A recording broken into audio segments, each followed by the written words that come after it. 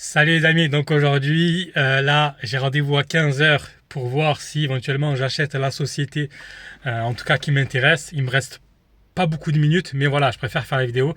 Alors je vous donne mon ressenti, moi c'est la première fois que j'achète une société, que je veux acheter une société. Et franchement j'avoue je suis stressé toujours quand il y a quelque chose de nouveau que je connais pas, etc. Parce que c'est la première fois que j'achète une société, tu vois. Donc derrière, il y a des risques aussi, tu vois. Et il y a cette appréhension, tu vois. C'est un peu comme, je sais pas, tu vois, quand tu passes ton permis ou quoi, tu vois, t'as peur, tu stresses, tu vois, ou quand tu passes tes diplômes, tu vois, t'as toujours cette appréhension-là. Eh ben, moi, c'est exactement ça. Donc, mais bon, on va se détendre. Je sais que quand je suis directement au rendez-vous, je reste focus parce que là j'ai rendez-vous en fait pour visiter le local, pour visiter aussi l'immeuble parce qu'en fait actuellement la société en fait moi je veux racheter le fonds de commerce et en fait actuellement le fonds de commerce il loue les locaux. Voilà, allez on y va. Là j'ai décidé, j'ai enlevé ma veste en mode détendu, j'ai pris ça, alors je te montre pas, il n'y a rien. Ça, les bilans comptables, donc là j'ai que celui de 2022, j'attends 2023. J'ai souligné parce qu'il y a plein de questions que je vais poser. Il y a des trucs, des fois, ben voilà, je ne comprends pas. Donc, il faudra m'expliquer quelles sont ces charges.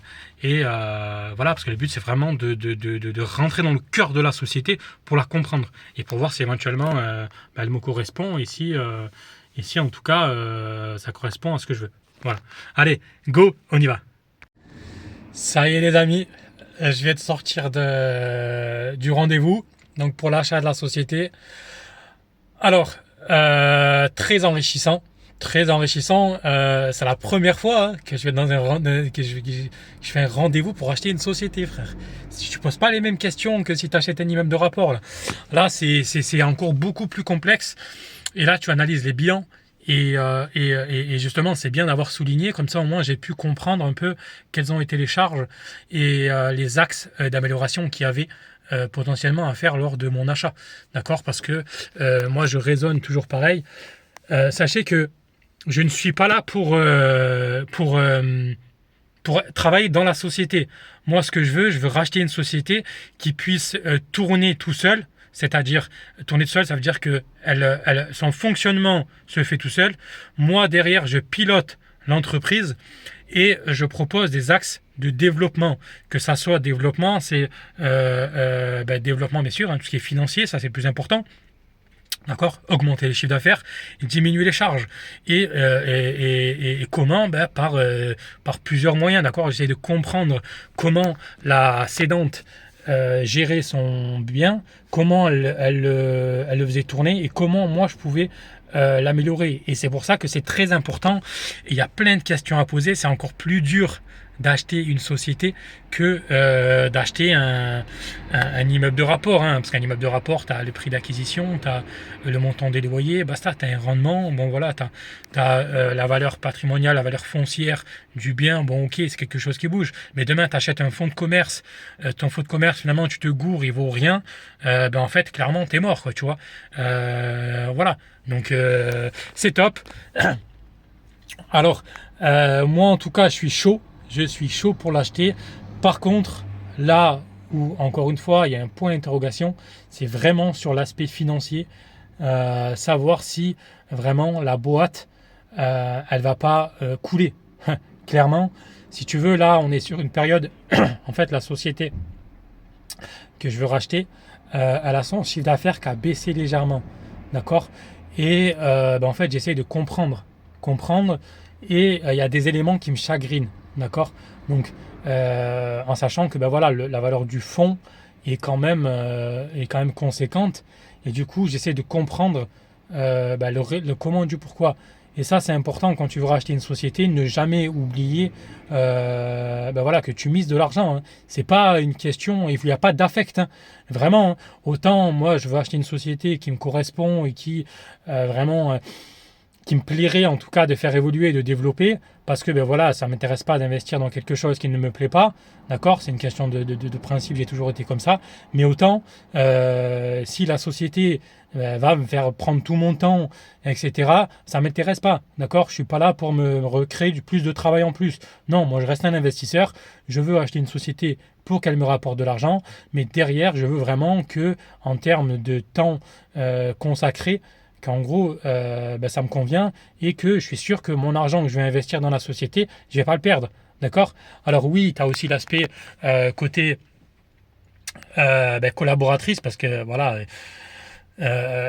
à ne pas négliger, d'accord, savoir aussi comment fonctionnent les salariés, d'accord, qui sont dedans, comment voilà l'ambiance qu'il y a, est-ce que ça se passe bien, est-ce que finalement quel est votre rôle, par exemple la dirigeante qui se verse un salaire, elle se verse un salaire, donc du coup quel est votre rôle, qu'est-ce que vous faites dans l'entreprise, est-ce que c'est quelque chose qui peut être délégué, d'accord, voilà toutes ces questions-là. Après il y a quoi, voir s'il n'y a pas finalement peut-être, je sais pas, le mari, tu sais qu'il n'est pas sur le bilan. Peut-être que le mari ou la femme travaille, mais finalement on n'est pas sur le bilan parce que tu le vois pas. Et du coup, toi, en fait, par exemple, tu vas récupérer une société. Finalement, tu vas pas le voir, c'est pas marqué dans les charges.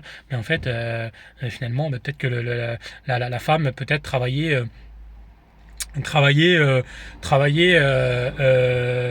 finalement plus dedans dans la boîte, tu vois, mais elle était même pas payée, tu vois. Donc moi c'est pas ça que je veux acheter une boîte qui déjà tourne comme elle est là et qu'il n'y a pas de personnes qui travaillent en plus mais qui derrière ne peut pas se payer ou quoi, tu vois, ou quelqu'un qui finalement ne se paye pas, enfin bref, plein d'éléments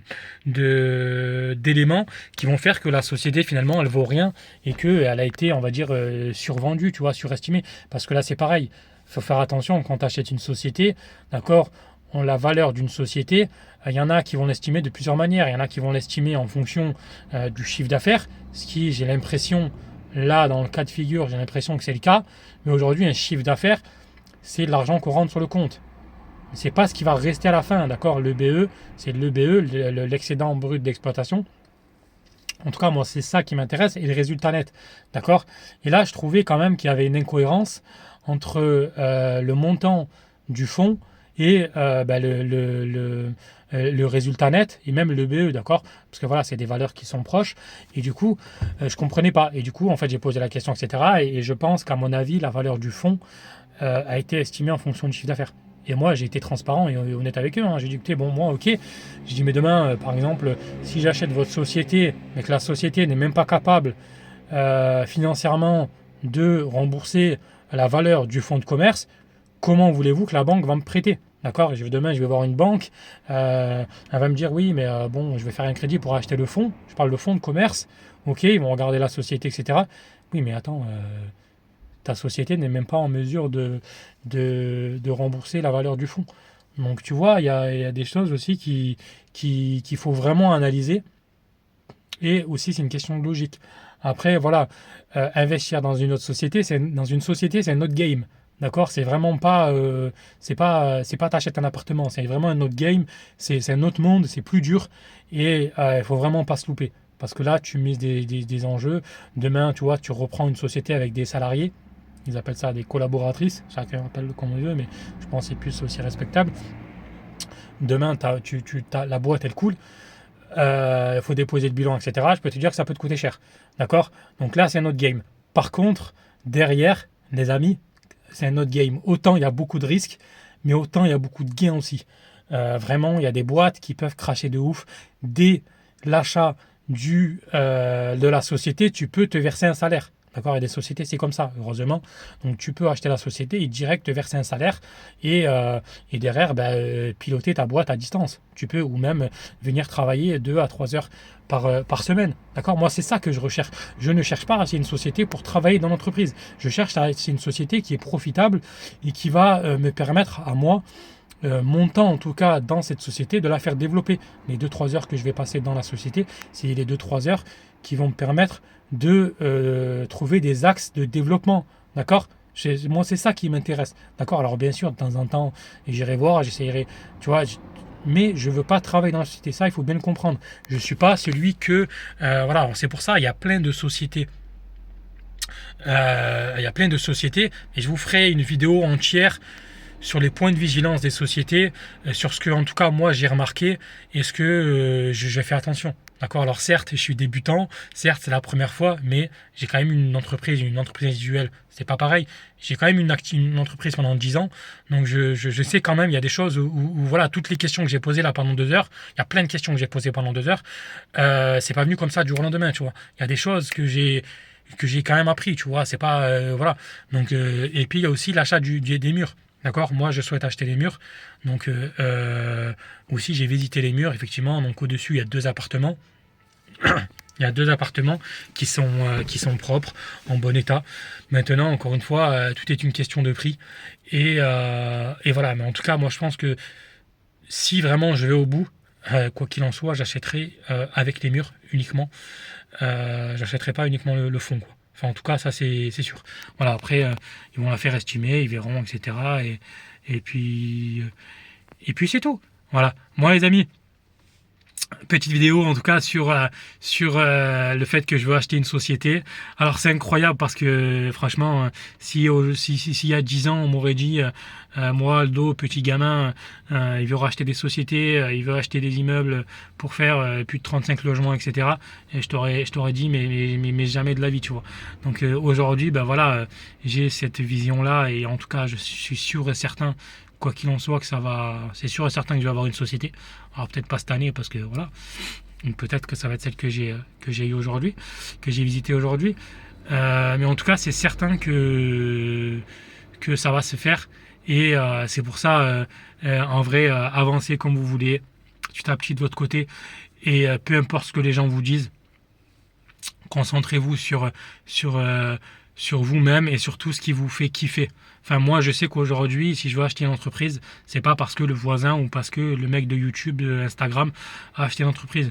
C'est parce que c'est quelque chose qui me drive et qui me dit, tiens, j'ai un objectif de ça. Tiens, ben finalement, l'achat de société peut aller vers mon objectif. Et c'est pour ça qu'aujourd'hui, je souhaite acheter une société. C'est pas